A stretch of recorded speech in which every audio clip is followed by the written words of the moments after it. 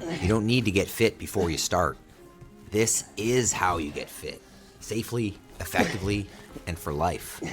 I've been coaching for over 24 years, from beginners to military to seniors to children to teams, and I'll give you some simple options in every morning so this works for you, no matter your level. These are functional movements. They're scalable to every level. They're the ones that carry over to real life, picking up things, getting up and down off the ground, building a body that works, not just for good looks. And it's all scalable. You go at your pace, your reps, your weights. You get the same benefit because the system meets you where you are. So don't wait. Don't look for the perfect time. Just press play and let's move forward together.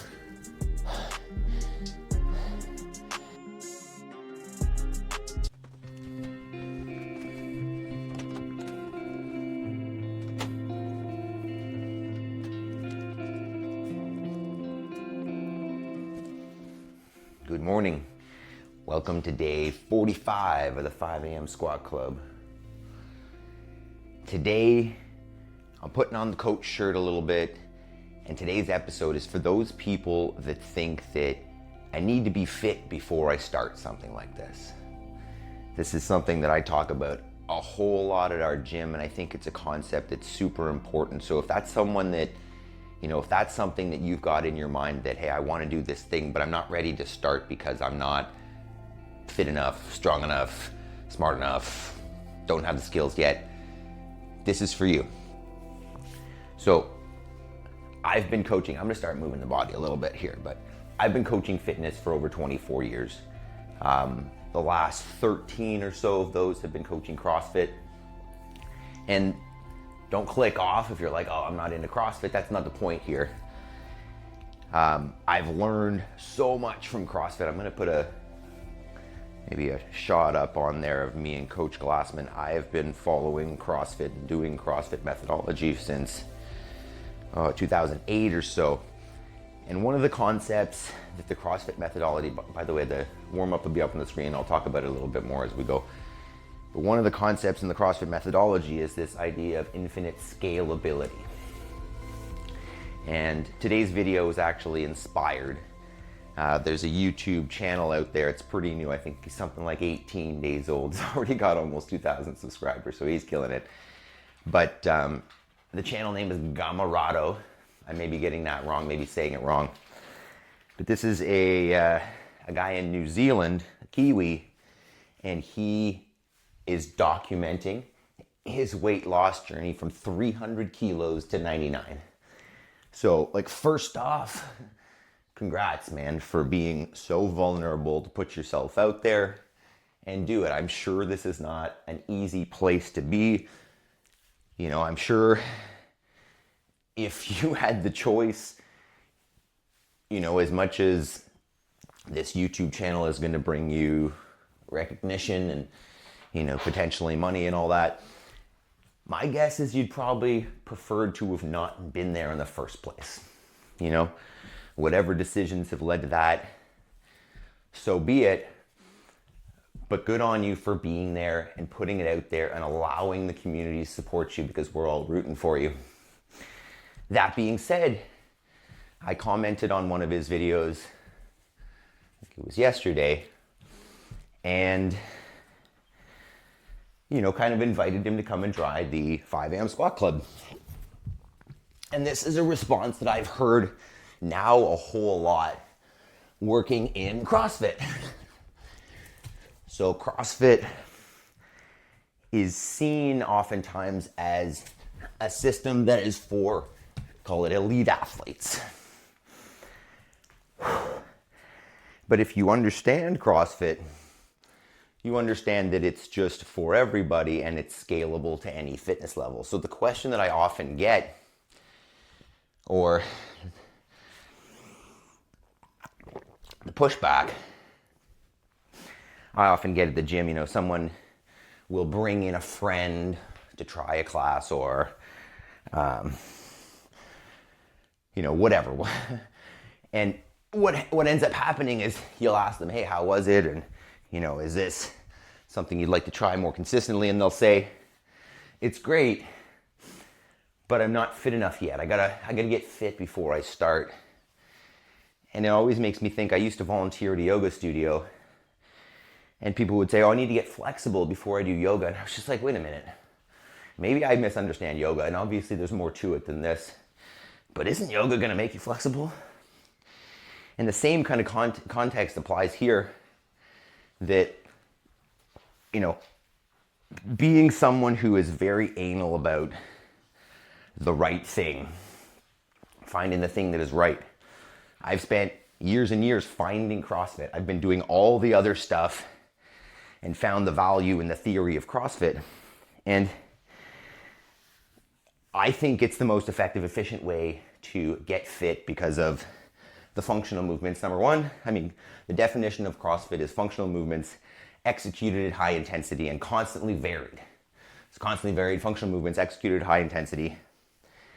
And there's nothing more effective than that for getting fit, right? The functional movements are those that we do in our regular lives that you have to be able to do. Intensity is the number one variable that is going to get you results, but understanding that intensity is relative. So what Gamarado is going to do on this workout is going to be different than what I'm going to do, and I'm going to go over that. And constant variance, which is the third principle of CrossFit, is that it's always going to be different, right? You've noticed, if you've been following here, it's not the same workout every day. It's always different. And what that allows for is the body keeps guessing. And when the body's guessing, it's growing. Right? When you do the same thing over and over again, you get good at that thing. But if you want to get well-rounded fitness, you need constant variance. So CrossFit has done a lot of good for the fitness industry. The other thing is we define fitness, which hasn't happened anywhere else in the fitness industry, I think, ever. And they define it as increased work capacity across broad time and modal domains. You can think about that for a sec. But basically, I can do more of all kinds of different stuff, short stuff, long stuff, all different types of physical tasks. And for me, that's the goal of fitness. Like, I don't care if I'm on a stage doing a bodybuilding show and looking a certain way. I want to be functionally sound. I want to be able to do the things I want to be able to do and be strong to do them. So, we didn't do affirmations this morning. I'm going to go real quick through them. I am responsible.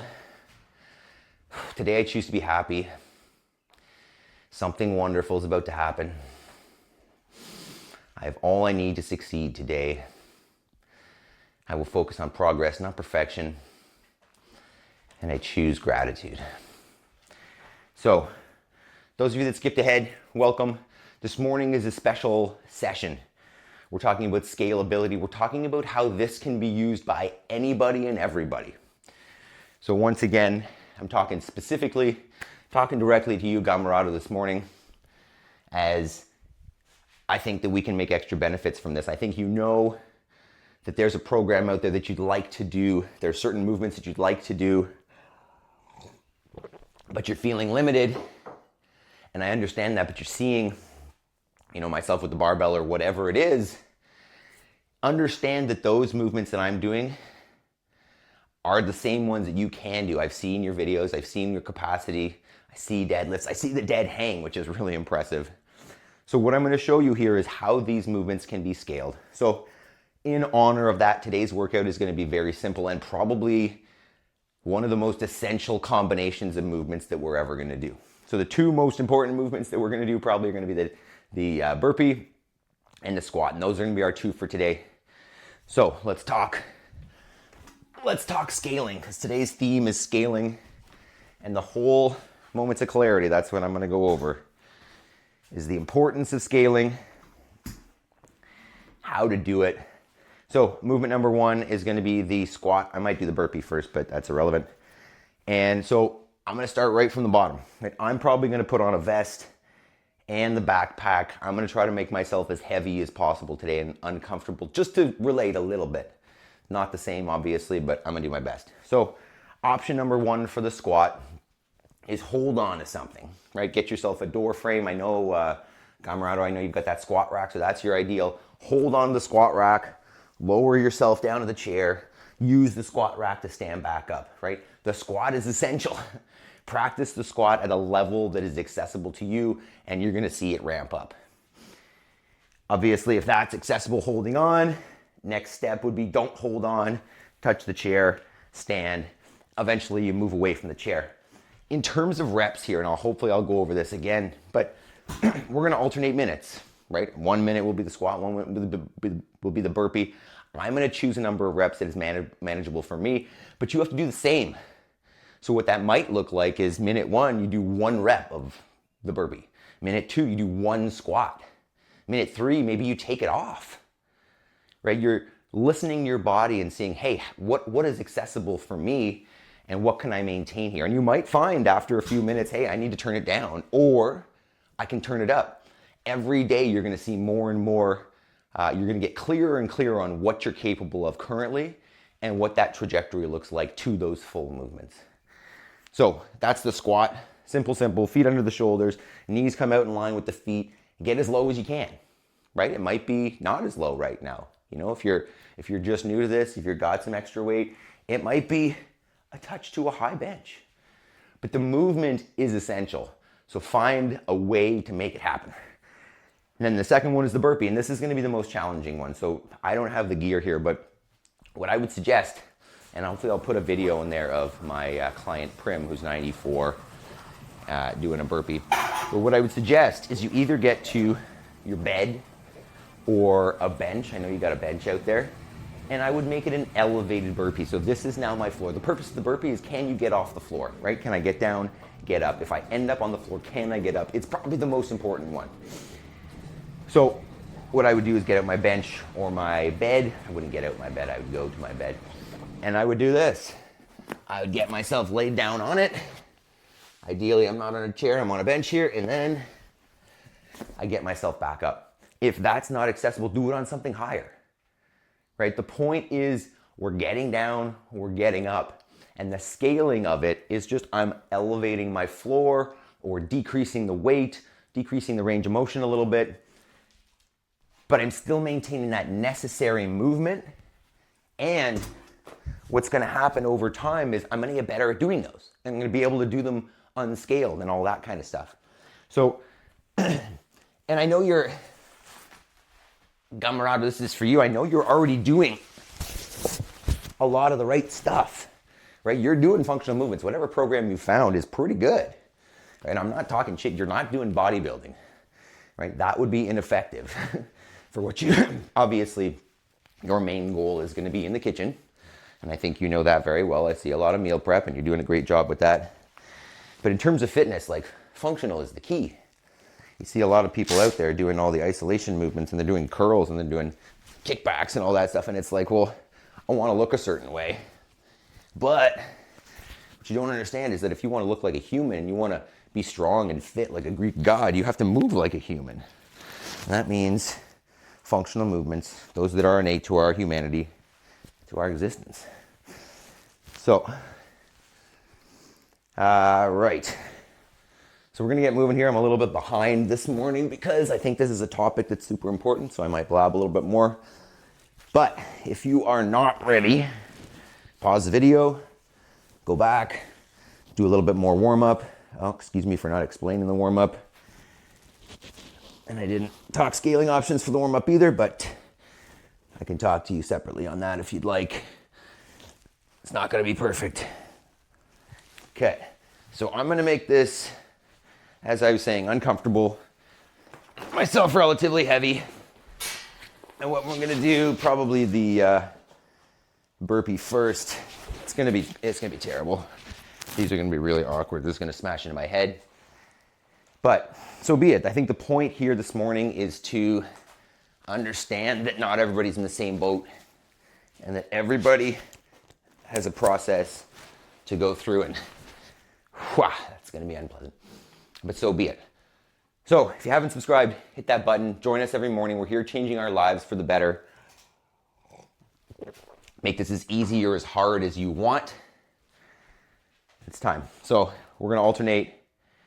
I really should try this. I don't know if I'm gonna be able to get up on this burpee. I'm thinking maybe I'll do 5 burpees or 6 burpees and then maybe 10 squats. But scale it as necessary, right? do what you're able to do to maintain the work throughout these 10 minutes. So it might be 1 rep, it might be 1 squat, it might be 1 burpee on the alternate minutes, maybe 2 squats, 1 burpee. Do what's manageable, right? Keep the heart rate up, but stay alive. All right, let's do this. It's time. I feel like I could talk so long about that and just completely get away from myself. So let's do this. Yeah, burpees first. What's gonna look bad on the, whatever. Let's do it. 3, 2, 1, go for it.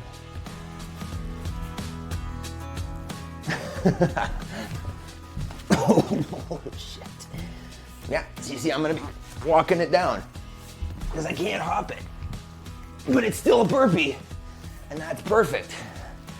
2, wow.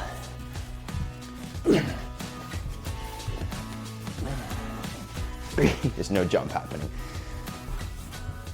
4.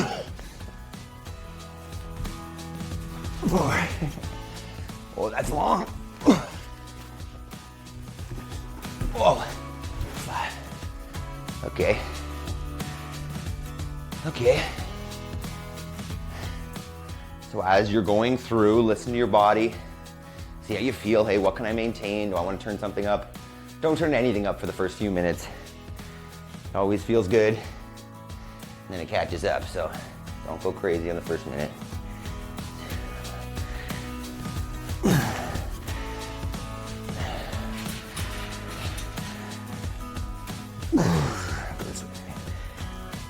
Wow.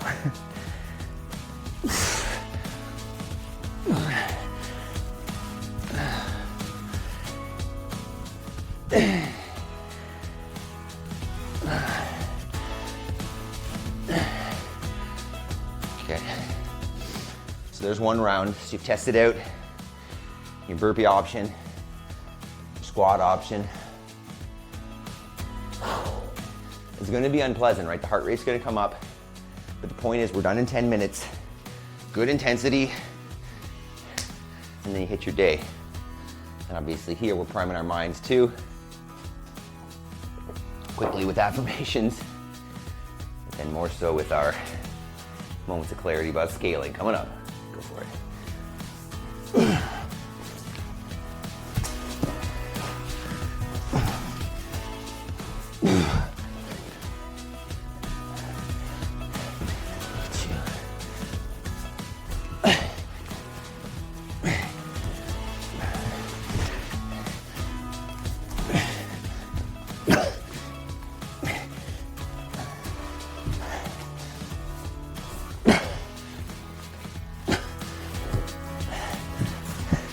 Wow. Those are hard. That being said, let's keep some perspective today. It's not that hard. Right, there are some of you. Camarado, I know you're on a tougher journey than this. Stick with it, man. I know you're already seeing progress. 1 day at a time. Keep going.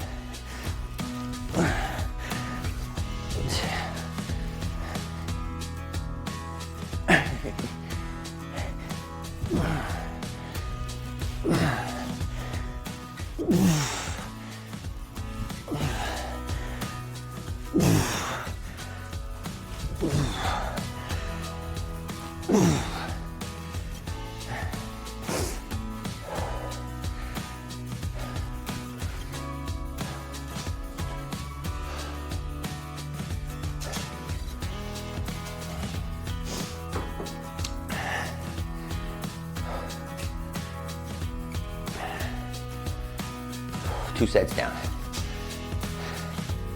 Good job so far.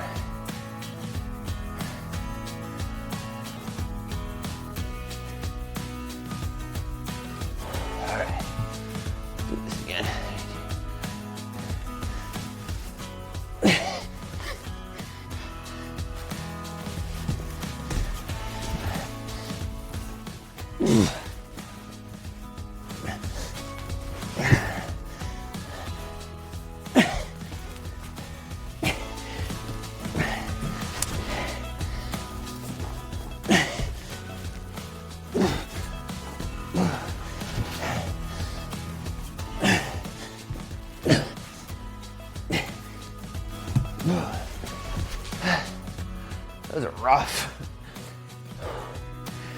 Thought about putting more weight in the bag, but not sure I'd be able to get up. So keep it up. Maybe you're doing one burpee. Maybe you're doing a touch the bench and stand. That's also an option. But remember, that movement is essential. We got a burpee, we got a squat, got a deadlift.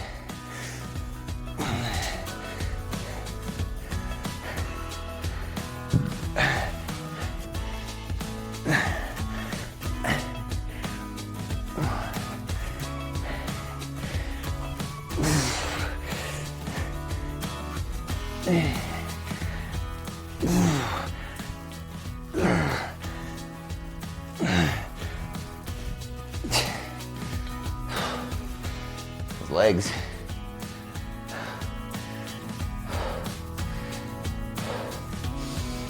Halfway. That's 6. 2 more sets.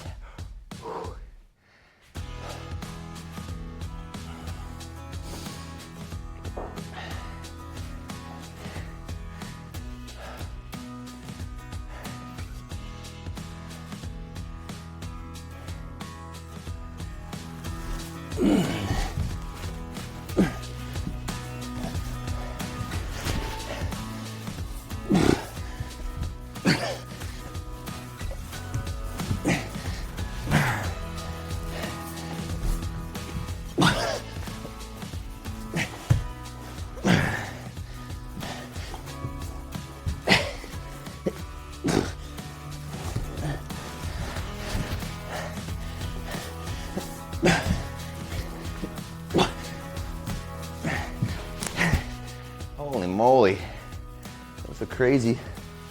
I feel you, buddy. I feel you. I'm sure this is still not as hard as yours, but what a reminder. Proud of you, dude. Stay with it. Change your life.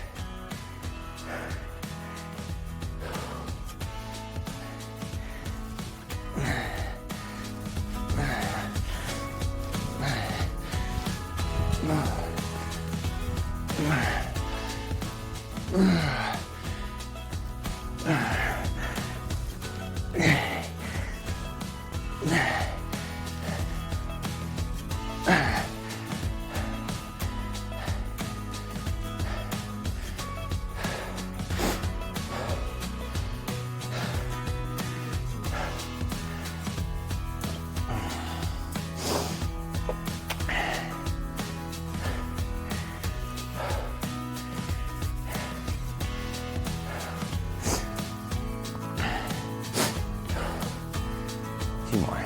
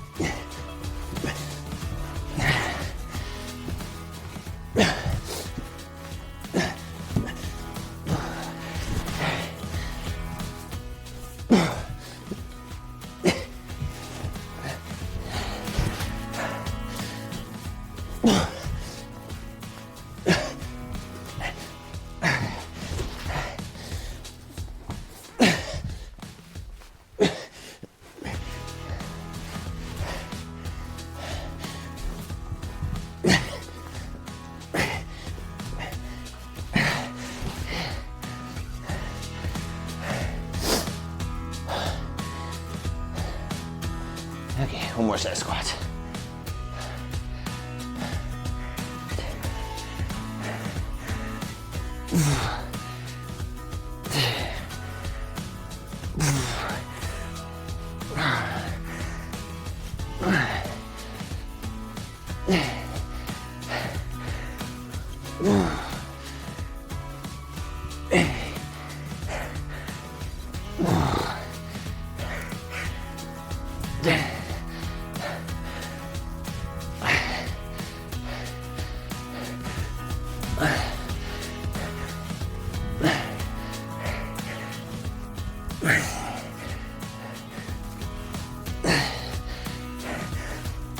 Alright,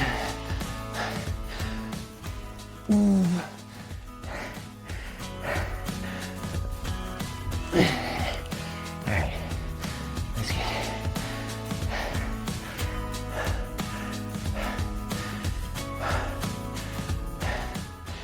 I'm gonna keep this stuff on.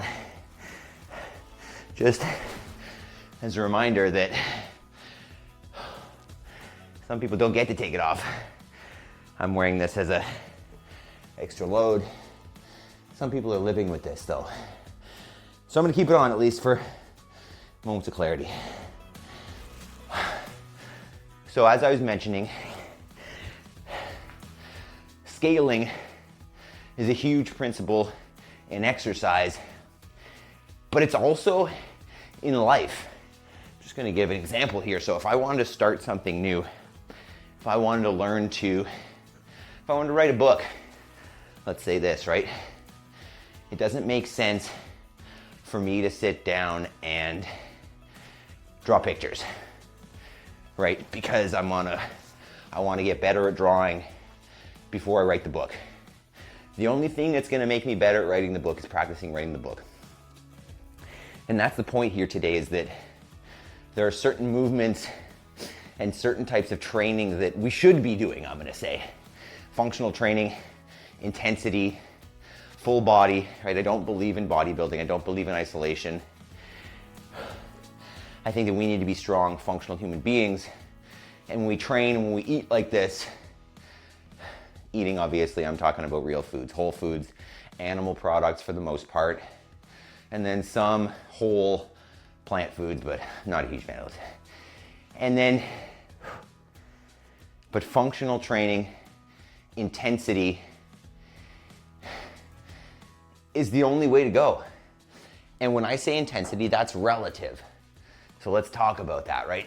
This is why we scale, because we all want to get intensity. Intensity is the number one variable most responsible for your results, right? So if you maximize intensity, you do the same workout in half the time, right? I can go to the gym and do this workout really slowly and take half an hour, or I can do it here in 10 minutes. The intensity is far higher, the results are better. Intensity is relative, however. So if we're talking absolute intensity, yes, I did 40 and there's a 30 pound, this is 70 extra pounds, I can measure that. That's absolute intensity. I can work out that power. Relative intensity is what you feel. So I was doing 5 burpees and 10 squats. You might have done 1 burpee and 1 squat and felt the same way. And that's the point, is that's relative intensity, is how you feel. So for me to say, hey, you need to do 10, that's unreasonable, irresponsible, because your intensity is going to be too high. You're not going to be able to maintain that. So the point is, intensity is relative. Do what challenges you, but at the same time, the types of movements and the types of training we're doing are necessary. So people come into the gym all the time and they say, you know, I want to do this because it's the right thing, but I'm not ready. I'm not fit enough. It's like, are you too thirsty to drink water? Like, the way to get fit is by doing this thing. Obviously doing it in a way that's safe and effective, so making sure that you're scaling appropriately. And that's the point here, is I'm gonna do that every morning with you. I'm gonna give you the different options depending on the different level that you're at, so that you can start with the right thing and just progress. No need to, okay, I finished the baby step workout and then I moved on to the adult version. Do the adult version, do it at a level that's reasonable for you, right? We do the same movements, the same workouts, whether you are 3 years old, 95, or you're the fittest person on the earth. We just scale. So if I was fitter, I would do more reps. I would do this heavier. But this is where I'm at. I used to be far stronger, so I did more. But now my capacity is down a little bit because I'm focusing on different things, so I scale accordingly. But the movement type should never change. The demands of a human being never change.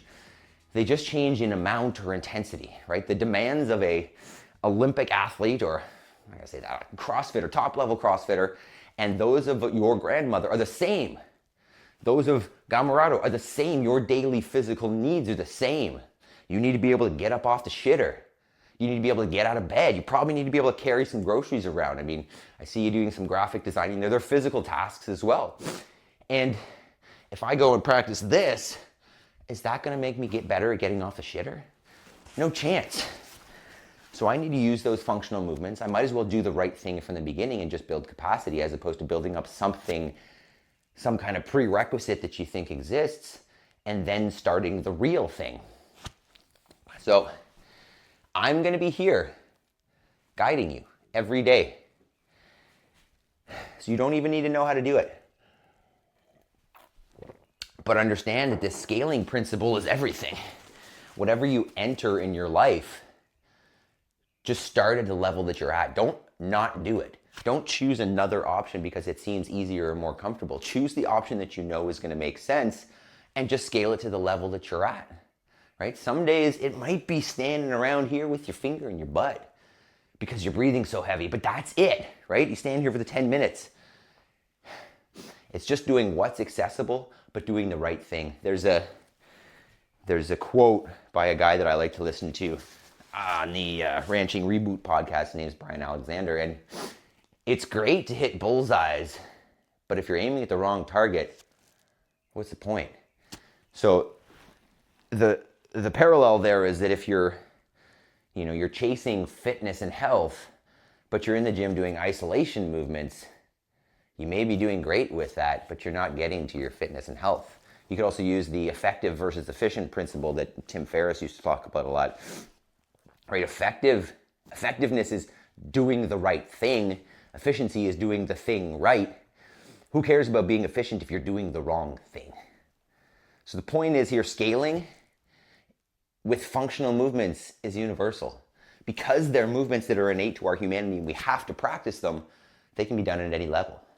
So this was for you, buddy, and anybody else in this place that they think that, hey, I want to do that thing, but I'm not ready, I'm not strong enough, I'm not fit enough to start that program that I really think I should. You are. Especially if you've got the principles of scaling down, you're going to get far faster results and more effective ones. So that's all for today. Blah, blah, blah. Those of you that stuck around, you're my people. You are making progress in your lives. You're going to make that change that you're going to be so proud of. And let's do it every morning because we need to maintain our consistency, maintain progress, maintain wins in the morning. See you tomorrow on the 5 a.m. Squat Club.